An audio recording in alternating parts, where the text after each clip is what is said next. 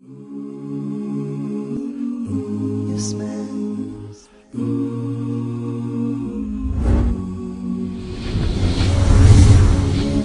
So high.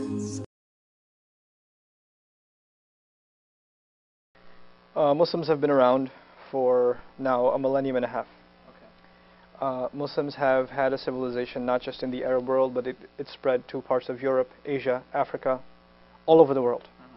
And Muslims haven't just been in a position of preaching communities, they have been in positions of government. If this verse was interpreted the way the reader or the questioner is interpreting it classically, then we would constantly be killing non-believers wherever we found them. Is that history? No, not even when Muslims are in power. That's not history. So this question, first of all, begs why are Muslims, when they were in a position of political power, when they had the power over their subjects, whether they were Hindus living under their rule, or they were Christians living under their rule, or Jews living under their rule. Actually, Jewish communities thrived under Muslim rule. Christian communities thrived under Muslim rule. Arab Christian communities are literally centuries old, and they have lived under the rule of Islam all that time, untouched, until recent acts of insane violence. But something Muslims prided themselves in, that they allowed for the flourishing of other non-believing communities within them. If this was genuinely the interpretation of the mainstream Islam, that kill non-Muslims wherever you find them, the time to be able to execute this ruling was when Muslims were in a position of power, and they never did. That's because that's not how it's ever been understood. The question then is, okay, well that's not how it's understood, but then how do you understand it? Fine, that's the wrong way to get it. What's the right way to get it then? The original context is that of the Prophet living in Mecca. He lives in the city. He invites people to a religion, completely non-violent. As a matter of fact, there's a policy of those who believe should not retaliate. The Quran records this statement, Kufu aydiyakum. We think of non-violent resistance. When we think of Gandhi, we think of Tiananmen Square, we think of like these modern non-violent movements. The first non-violent movement historically is the Prophet's life, the Meccan life. The policy was don't fight back no matter what they do. Just call them to this call. That's it. Just stand by your beliefs.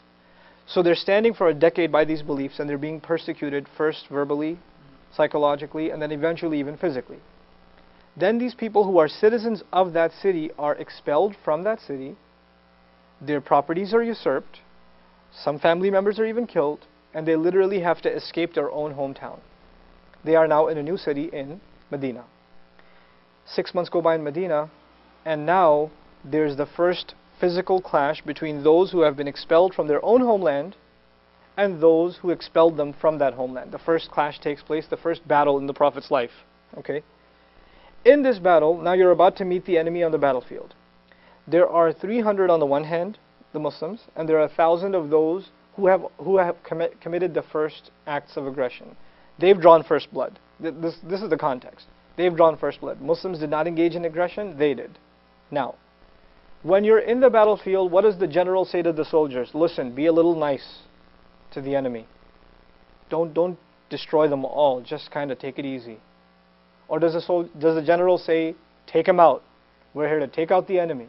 What kind of talk does a general give to a soldier right before they're about to enter the battlefield? Have you ever seen any movie where battles happen?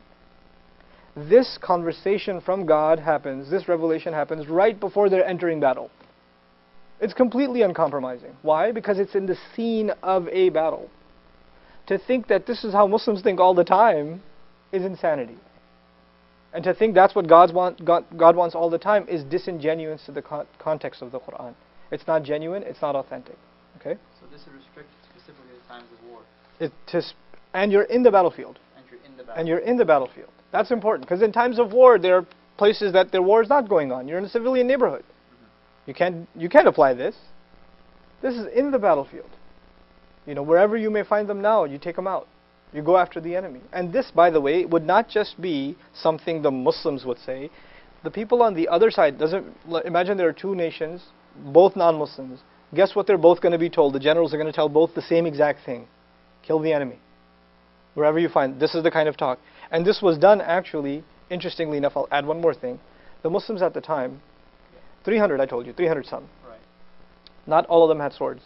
Actually, there were like maybe 10 or 12 swords.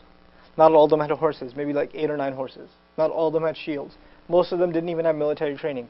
And they're taking on an army, a well-equipped army, that has much more battle experience. So who's obviously thinking they're going to get killed? The Muslims. And who's obviously thinking they're going to destroy the enemy? The Meccans.